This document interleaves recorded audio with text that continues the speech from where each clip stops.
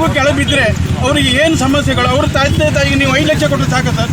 ನಾನು ಕೊಡ್ತೇನೆ, 5 ಲಕ್ಷ ಕೊಡ್ತೇನೆ, ನಂಗೆ ಒಂದು ಮಗಿನ ತಂದು ಕೊಡಿದ್ದೀನಿ. ರೆಸ್ಪಾನ್ಸ್ ಮಾಡಿಲ್ಲ. ಸೊ ಈ ಸತಿ ನಾವು ಪ್ರತಿಭಟನೆ ಮಾಡಲೇಬೇಕು, ನಮ್ಮ ನ್ಯಾಯ ಬೇಕೆ ಅಂತ ಪ್ರತಿಭಟನೆ ಮಾಡಿ. 3:30 ಬಿಟ್ಟರೆ 5:30 ತನಕ ಇಲ್ಲಿ ನಿಂತ್ಕೊಂಡು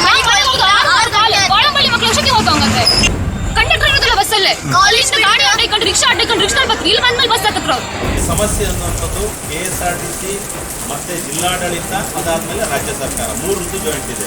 3ಕ್ಕೂ ಬಿಸಿ ಮುಟ್ಟಿದ್ರೆ ಆಗ್ತದೆ. ಕಳೆದ ವರ್ಷ ಪ್ರತಿಭಟನೆ ಯಾವ ರೂಟಲ್ಲಿ ಮಾಡಿದ್ದಾರೆ ಆ ರೂಟಿಗೆ 2-3 ಬಸ್ ಬಂದಿದೆ. ಅಂದ್ರೆ ಸಾಲ್ವ್ ಆಗ್ತಂತ ಆಯ್ತಲ್ಲ, ವಿಷಯ ಕರೆಕ್ಟ್ ಅಲ್ಲ.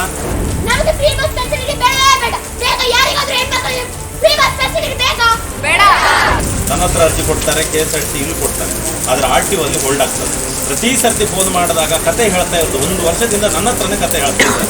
ಸೊ ನಾನು ಹೋರಾಟಕ್ಕೆ ಇಳಿಯೋ ಪರಿಸ್ಥಿತಿ ಬಂದಿದೆ. ಇವತ್ತು ಮಕ್ಕಳ ಹೋರಾಟ, ನಾನು ಅವ್ರಿಗೆ ಬೆಂಬಲಕ್ಕೆ ಇದ್ದೇನೆ. ಆದರೆ ಈಗ ನೀವು ಹೋರಾಟ ಕೊಟ್ಟ ಮೇಲೆ ಮತ್ತೊಂದು 10 ರೂಟ್ ಹೆಚ್ಚಾಗಬೇಕು. ಏನಾಗಬೇಕು ಹೇಳಿ?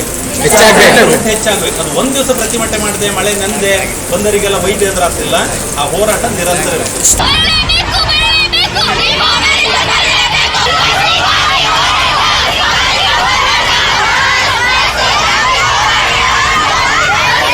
ಅಂತೇಳಿ ಅವರು ಕುಗ್ಗಿ ಹೋಗೋದು ನೋಡಿಬಿಟ್ರೆ I am feeling very bad about that. ನಾ ಎಂದೇ ಬಂದು ಪ್ರತಿಭಟನೆ ನಾನೇ ಮಾಡಬೇಕಂತ ಇದ್ದೆ. ಅಷ್ಟು ಬೇಸರ ಆಗಿದೆ ನನಗೆ. ಯಾಕಂದರೆ ಈ ಸಣ್ಣ ಪಾಪುಗಳು ಕಾಣಿಸ್ತಾರೆ, ಇವೆಲ್ಲ ಏನು ದೊಡ್ಡ ಮ್ಯಾಚೋರ್ಡ್ ಮಕ್ಕಳು, ಇವರೆಲ್ಲ 18-16 ವರ್ಷದ ಮಕ್ಕಳು. ಕಂಡಕ್ಟರ್ ಇರೋದಿಲ್ಲ ಬಸ್ಸಲ್ಲೇ. ಕಾಲೇಜ್ ಗಾಡಿ ಆಡ್ಕೊಂಡು ರಿಕ್ಷಾ ಆಡ್ಕೊಂಡು ರಿಕ್ಷಾ ಬರ್ತೀವಿ, ಇಲ್ಲಿ ಬಂದ್ಮೇಲೆ ಬಸ್ ಹತ್ತತ್ರ 6 ಗಂಟೆ ಆಯ್ತು. ಮನೆಗೆ ಹೋಮ್ವರ್ಕ್ ಮಾಡ್ಕೊಂಡು ಎಂತಕ್ಕೂ ಟೈಮ್ ಸಿಕ್ಕುದಿಲ್ಲ ಸರ್. ನಮ್ಗೆ ಬಸ್ ಬೇಕೇ ಬೇಕಾ? ಬೈಂದೂರು ಸೈಡ್ ಹೋಗ್ಲಿಕ್ಕೆ ಒಂದು ಬಸ್ ಬೇಕಾ? ಇವತ್ತು ನಿನ್ನೆ ಹೋಗಿ ಮನವಿ ಮಾಡ್ರೆ ಅವ್ರು ಹೇಳ್ರು ನಾವು ನಿಮಗೆ ಕಷ್ಟ ಆಗ್ತಂತೇಳಿ 2 ಸೀಟ್, ಮುಂದೆ 2 ಸೀಟ್, ಹಿಂದೆ 2 ಸೀಟ್ ಕಿತ್ತಾಕಿದೆ ಅಂತ. ಸೀಟ್ ಕಿತ್ತ ಹೋಗೋದಕ್ಕೆ ನಮ್ಗೆ ರೋಟಿಗೆ ಬಸ್ ಇರುತ್ತಂತ ಗೊತ್ತಿಲ್ಲ ಅವರಿಗೆ. ನಾವು ಕಾಲೇಜ್ ಮುಗಿಸ್ಕೊಂಡು ಅಲ್ಲಿ ಹೋಗಿ 4 ಗಂಟೆಗೆ ಹೊರ, ಇಲ್ಲ 6 ಗಂಟೆ ಆಯ್ತು, 7 ಗಂಟೆ ಆಯ್ತು, ಅದ್ರ ಮೇಲೆ ಬನ್ನಿ ಅಂತ.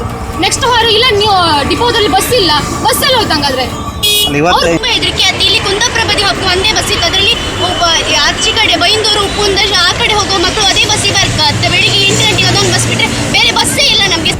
ಮೀಡಿಯಾದವ್ರ ಹತ್ರ ನಾನು ಬೇಡ್ಕೊಳ್ಳೋದು ಇಷ್ಟೇ, ದಯವಿಟ್ಟು ನಿಮ್ಮ ಹತ್ರ ಕಣ್ಣಲ್ಲಿ ನೀರು ಬರ್ತದೇನೆ. ಯಾಕಂದ್ರೆ ಅವರು ಕೊಡೋ ಕಷ್ಟ ಕಂಡ್ರೆ ನಮ್ಗೆ ಆಗೋದಿಲ್ಲ ಇದಲ್ಲ. ದಯವಿಟ್ಟು, ಯಾಕಂದರೆ ಇದನ್ನು ಹೇಗೆ ಕಂಡಿರಲ್ಲ, ನಾವು ಉಗ್ರವಾಗಿ ಪ್ರತಿಭಟಿಸ್ತೇವೆ ಇದ್ರ ಬಗ್ಗೆ. ಉಗ್ರವಾಗಿ ಏನಂತೀರಿ?